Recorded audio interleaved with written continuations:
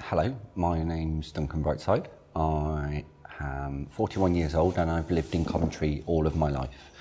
I'm also a gay man and have been so for all of my life. In 2015, I approached PRISM LGBTQ+, which was a weekly social group for young queer people in Coventry and the surrounding areas.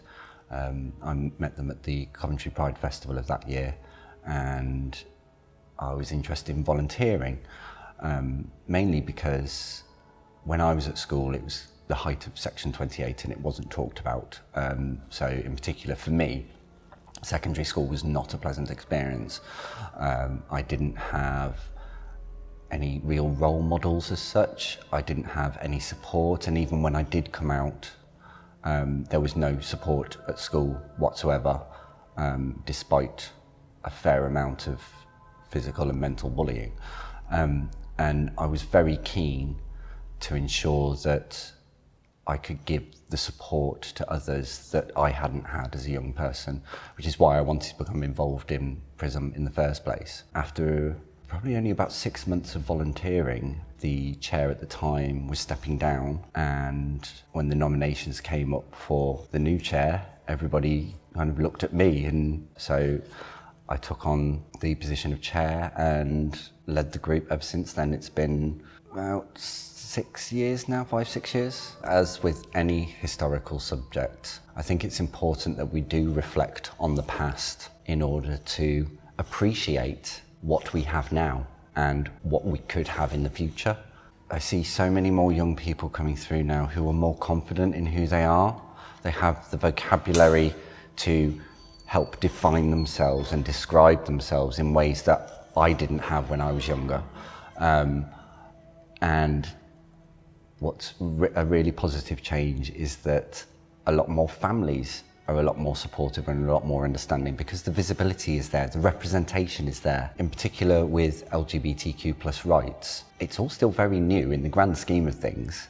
You think Section 28 was only repealed less than 20 years ago. It's only been 50 years since homosexuality between men was decriminalised. And you see in the media that actually some of those hard-won rights could be taken away, particularly with the discussion around trans rights at the moment. And there seems to be, in this country in particular, a lot of negative publicity and negative discussion around trans rights and what it means for trans people.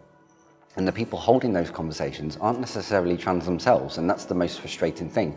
And I think what we need to be aware of is actually where we are now with regards to the trans discussion is where we were in the 80s with regards to homosexuality. And actually, if we don't reflect on that history and we don't realise what happened before and how we got to a better level, we're never going to be able to change.